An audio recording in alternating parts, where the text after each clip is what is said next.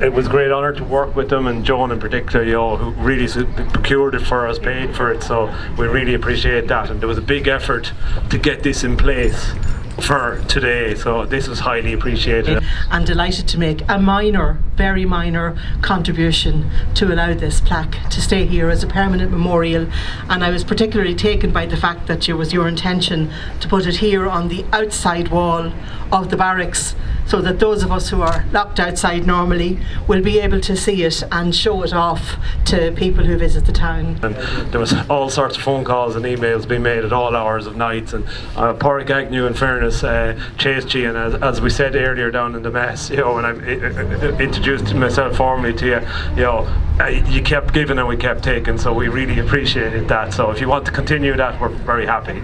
They might be thanking us for doing everything, and it was Pádraig in the army who did all the work, and Louth County Council are delighted and proud to be associated with Óglaigh and the 27 Battalion here at Aiken Barracks. The handovers of the military barracks are a key moment in Irish history, not just for the Defence Forces, but for the political and social history of the Irish people and their state.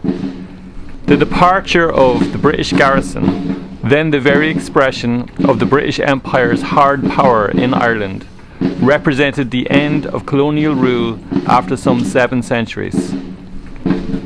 The raising of the national flag in what had been the centres of imperial power in Ireland was a very powerful symbol, and one that resonated with Irish people at the time.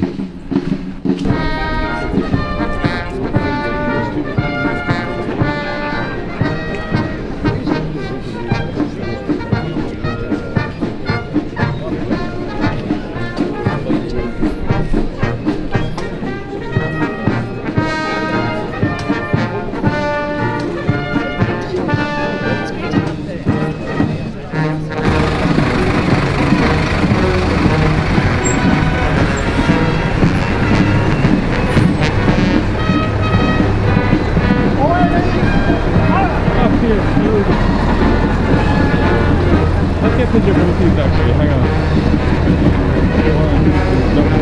Great, thank you.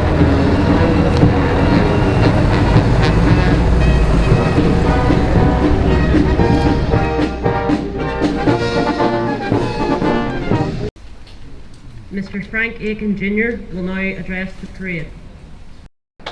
What I'd like to say is 100 years ago, a 23-year-old farmer called Frank Aiken from Camla, on the order of Michael Collins, on behalf of the Irish Free State, the ownership of this barracks, which had been built in the 1790s, I believe. Sorry, in the barracks he commanded.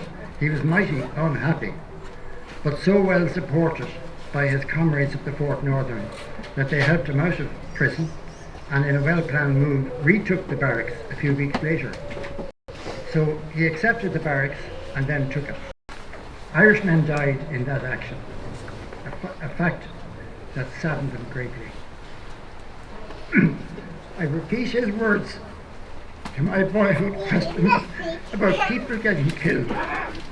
He said, "Dreadful things happen in war, but we do have records of Frank Aiken's efforts to stop fighting." He was driven by a Dundalk man, Tom Rogers, to Limerick to try and stop the Civil War.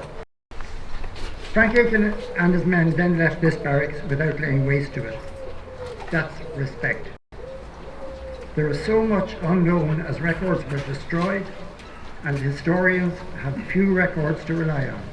And we had a proud and lovely day here as Gareth Fitzgerald named the barracks after a political opponent, one without rancour.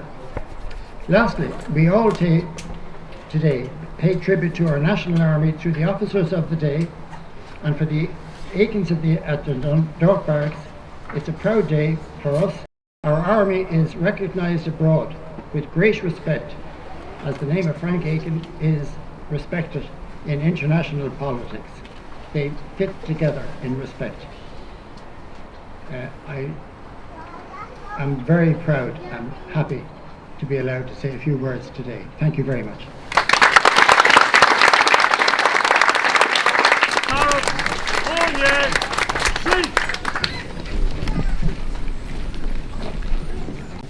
I'd also like to warmly welcome family members here today of the men and women of the 4th Northern Division. I'd like to thank the Aiken Barracks Commemorative Committee, which consists of key local historians, as well as our own Lieutenant Pádraig Agnew and Sergeant Ricardo Lucchesi, whose enthusiasm, historical knowledge and involvement with the local historical society, Louth County Council, have been the key drivers for the 27th Infantry Battalion to ensure the success of this centenary commemoration. All military barracks in County Louth and police barracks were now in IRA hands.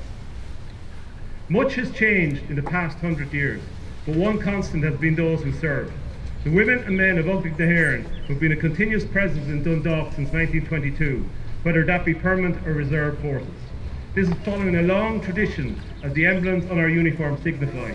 We trace our origins back to the Irish Volunteers, founded in 1913, and pledged in open service to the people of Ireland.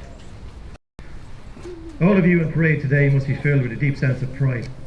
Pride in being a member of Óglaigh, pride in carrying on the traditions of the 27th Battalion, and pride in the service that you give to our country. We pray now together for all who died in this land as the Irish people became the Irish nation. Guimish Gahara Henu Ergachtin Nia Kintak Amoriak Sakovlint Atarshu San Ukraine Fui Lohar.